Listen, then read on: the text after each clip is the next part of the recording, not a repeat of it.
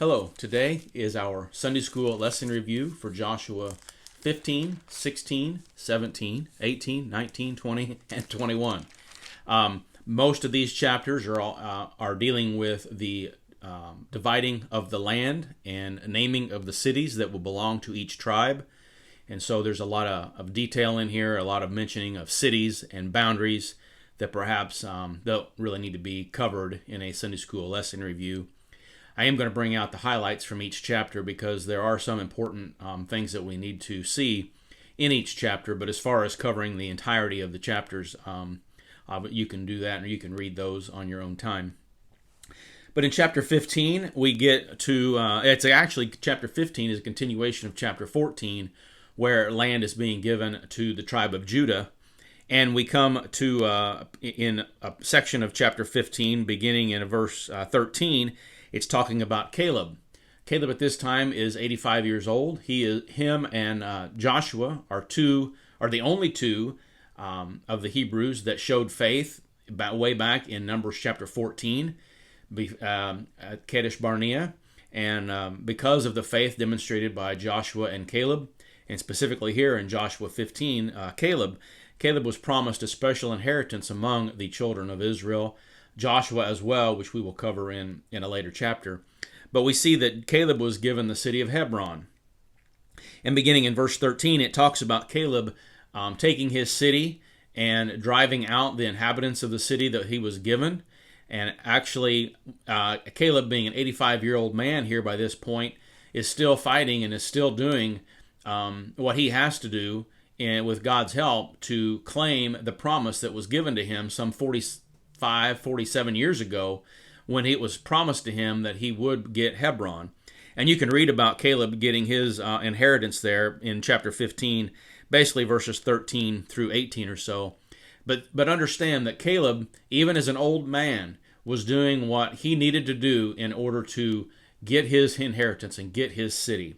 And so keep that in mind as we go through the rest of this lesson today, the difference between Caleb and the rest of the children of Israel that we will read about here momentarily. In chapter 16, we read about Ephraim getting an inheritance. And it says in chapter 16, verse 10, "And they drave not out the Canaanites that dwelt in Gezer, but the Canaanites dwell among the Ephraimites unto this day and serve under tribute." So here we see this area inhabited by the Ephraimites. Some of the Canaanites had not been defeated, had not been driven out. That was going to be up to each individual tribe to finish the clearing out of their land. But we see here in verse 10 of chapter 16 that Ephraim did not drive out the Canaanites. Now they did make them slaves, as verse 10 says, but they did not drive them out, which was the clear command of God given to them in the book of Numbers. So we see here that Caleb, in chapter 15, did what he had to do to clear out his land, but this entire tribe of Ephraim did not clear out their land. And so they accepted the worldly ways. They allowed the Canaanites to remain in their land. Getting to chapter 17, we see here at the first part of chapter 17, the daughters of Zelophehad. And if you can remember back in Numbers chapter 27, verses 1 through 11, Zelophehad had only daughters. He didn't have any sons. And so these daughters became concerned that they were not going to get an inheritance, or their father was not going to get an inheritance because he had no sons. And so if you read Numbers chapter 27, Moses goes to God with the problem, and God tells them that Zelophehad's daughters will be able to have inheritance in the land. And so that had been perhaps 20 some odd years ago. Not for sure exactly, but it had been during the wandering. So it could have been 40 years ago, but yet here it is. Canaan has been conquered, and we're getting our land. And we see here the daughters of Zelophehad are going to Joshua now to claim what had been promised to them many years ago by God and by Moses, that they would in fact get an inheritance. And so great faith is demonstrated here by these daughters. Great faith is demonstrated that these ladies, remembering the promise that was given to them, and now are claiming the promise that had been made. And so we see here, chapter 17 is dealing with giving the inheritance to the other half of Manasseh. one half is already on the east side of the Jordan River, and this other half tribe of Manasseh is getting their boundaries set on the west side of Jordan. Also in chapter 17, the Ephraimites complain that their land, they don't have much land, that there are many people, but they don't have enough of land. And Joshua tells them that they can go out and they can take the land. If you read in verse 14, and the children of Joseph spake unto Joshua, saying, Why hast thou given me but one lot and one portion to inherit, seeing I am a great people, for as much as the Lord hath blessed me hitherto? And Joshua answered them, If thou be a great people, then get thee up to the wood country, and cut it down for thyself, there in the land of the Perizzites and of the giants, if Mount Ephraim be too narrow for thee. So Joshua says, if you want more land, go get it, go claim it. But the Ephraimites just were not satisfied with their inheritance. And isn't that like a lot of Christians today? They're just not satisfied with what God's done for them. They're not satisfied with what they've been given. They're not satisfied with where they're at or what they're able to do. Now, there's one thing to strive to be better and to strive to grow and to strive to become a better Christian, but it's quite another thing to complain because of the lot that you've been given or the task that you've been allowed to do. But as Joshua had said, if you want more, go get it. But it seems to me like that the Ephraimites really didn't want to have to fool with going and claiming more ground. Also there in verse 18 of chapter 17, But the mountain shall be thine, for it is a wood, and thou shalt cut it down, and the outgoings of it shall be thine. For thou shalt drive out the Canaanites, though they have iron chariots, and though they be strong. So the Ephraimites here were afraid of the Canaanites because they had chariots and they had a strong army. But as the Lord had went before all of the Hebrews to drive out the Canaanites to begin with in the conquest, he could also do the same thing with these local tribes as well. But it seems to me like the Ephraimites didn't really want to have to fool with any of that. And that's a sad commentary here this early in the getting of the land. In chapter 18, we see here the surveying by the other tribes. It says in verse 2 of chapter 18, And there remain among the children of Israel 7 tribes which had not yet received their inheritance. In the studying of the first part of chapter 18, it appears to me as though the other tribes had been more proactive in going and surveying the land and claiming what was going to be theirs. Whereas these 7 tribes, beginning in chapter 18, were just kind of waiting around. And Joshua says in verse 3, And Joshua said unto the children of Israel, How long are ye slack to go and possess the land which the Lord God of our fathers hath given you? So it seems to me like these 7 tribes, Benjamin and Simeon, let me see here, Issachar, Zebulun, Asher, Naphtali, and Dan had just basically, or were waiting for the land to be given to them.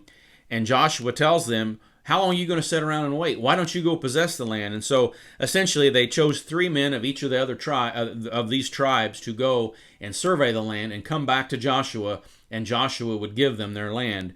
And so basically from verse 11 to verse 28, well, actually chapters 19 and are dealing with the dividing of the land between the 7 tribes: Benjamin, Simeon, Zebulun, Issachar, Asher, Naphtali, and Dan. So that's basically what the rest of chapter 18 and chapter 19 are doing, is they are dividing the land that these men had went out to survey, that we can read about in verses 1 through 10. That gets us now to Joshua chapter. Well, I want to mention something in chapter 19. In chapter 19, toward the end there, beginning in verse 49, we read about the inheritance that Joshua was able to get. Now again, Caleb had gotten Hebron as his inheritance. And here in chapter 19, verses 49 through 51, we read about Joshua getting his inheritance in the land of Ephraim, Timnath-Serah. That was the city that he was given. There's really no other details or mention about that except right here in that Joshua was given this city in Mount Ephraim. And so that was Joshua's special inheritance. Again, Caleb getting Hebron and Joshua getting Timnath-Serah. Chapter 20 begins to speak about the cities of refuge.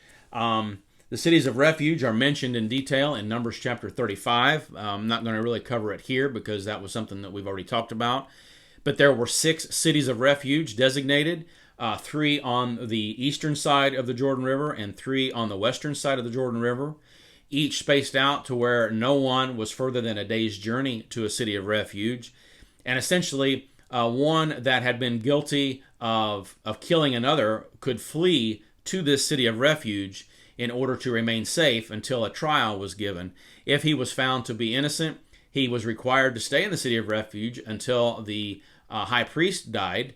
And if he was guilty, then he was taken and a just sentence was handed out.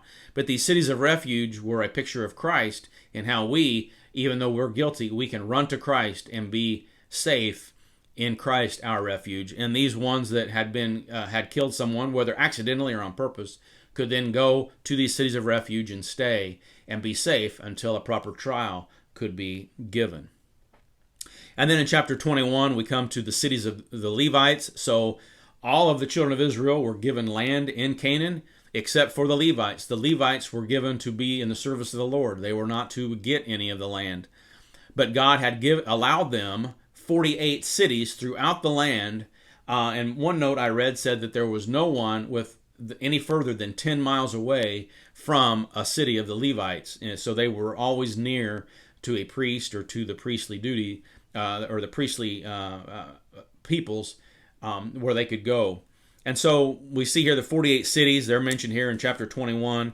But the tribe of Levi was given these 48 cities plus some suburban area, or specifically about 1,500 yards in either direction from the city center or the city wall was allowed for them to have as pasture land and as a crop land and that type of stuff. So these cities were given to the Levites as a place to dwell, a place to live, a place to raise their family, a place to have their belongings and whatnot. And these 48 cities are listed in Joshua chapter 21. And the 48 cities are also listed, or including these 6 cities of refuge. But we see here in these chapters, 15 through 21, the dividing up of the land that had been conquered. This was a culmination of the promise that God had given to Abraham, clear back in Genesis chapter 12 and following, and how God had promised Abraham's people a land of rest. And we see here in these verses that through all that Israel had been through, God was faithful to his word. And even though it had been probably some 1,000 years or more since God had promised this to Abraham, God was faithful, and God gave his people their land. And we will see throughout the rest of the book of Joshua, Joshua's farewell message to the people and to the leaders, and how they are to rest in the God or their God, and how he will take care of them. More on that in our lesson for next week. But we covered a lot of ground today. A lot of specifics are covered in these verses, or these books. In these chapters.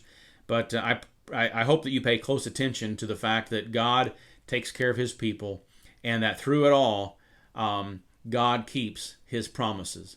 I thank you for watching, and I look forward to giving a review for next week. Thank you.